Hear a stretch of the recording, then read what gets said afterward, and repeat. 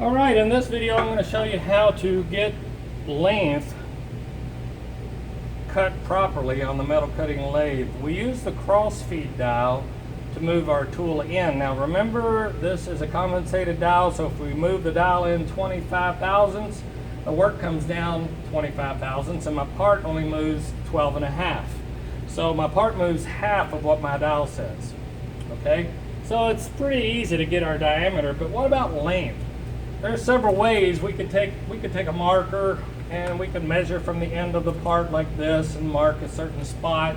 We could put some Dicom blue on it. We could take our calipers and measure and scribe it like that if we wanted to, but really those aren't the proper way to do this.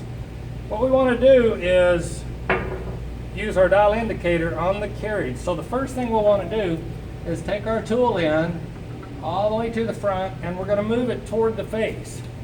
And I'm going to take a little piece of paper, I'm going to move it in and out like this, make sure I'm far enough in, and I'm going to just move my paper until I catch it, like right about there.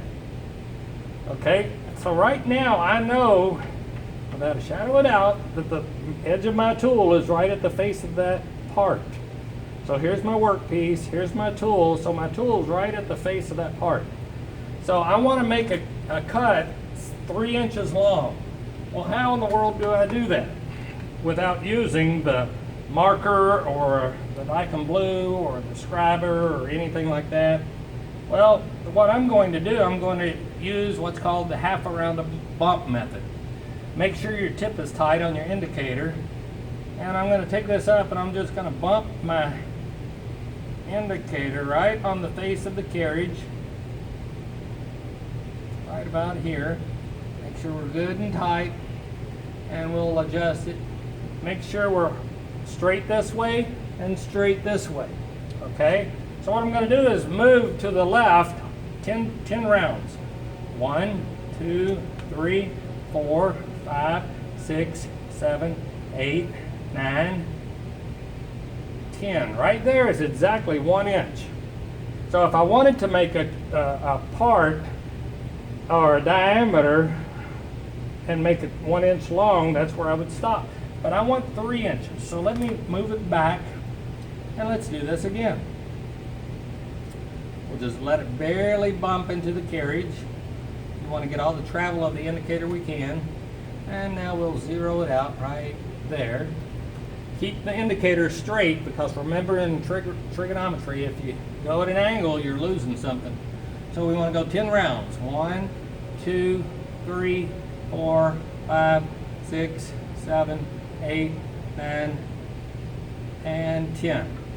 So there's 2 inches. So now we need to go 1 more inch. So let's do this one more time. And I promise you, this is the only time you'll have to do it. If you do it right, one time is all you'll have to do it for this particular length. Now we go 10 more rounds. 1, 2, 3, 4, 5, 6, 7, 8, 9, and 10. So right now, from the face of that work to where the cutter's at, we're exactly 3 inches based on this indicator movement.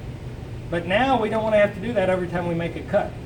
So let me make sure I've got this out of the way so it's not going to be interfering with the video. Let's see, we'll spin it around maybe this way. It might be easier to see that way. Okay, so what I'm going to do is I'm going to barely bump. See the indicator? I'm going to give this indicator about a half round of bump. And what that does, it's going to let me know that when that indicator, when this carriage hits this indicator, I'm very close to being where I need to be. Okay, so let's just double check to make sure we're where we want to be. So right now, the indicator is set to 0. I'm exactly 3 inches. I haven't moved my carriage yet. So now I can pull away, and now I can take my tool up to make my cut.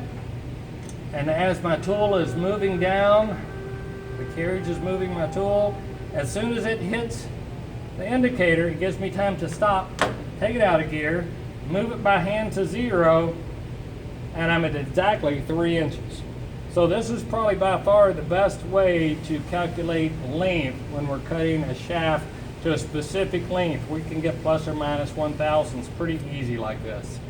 So we use a cross feed dial for our diameter, and we use this dial indicator for our longitudinal feed or our length. And we can make our part exactly like we need to make it. And if you see on the print, we have all these diameters, but we also have a length, 1 inch, 2 inch, 3 inch, and so on and so forth. So I'll have another video soon to kind of explain a little bit more about how we make this part.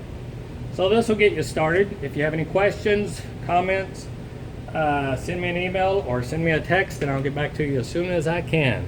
Thank you for watching.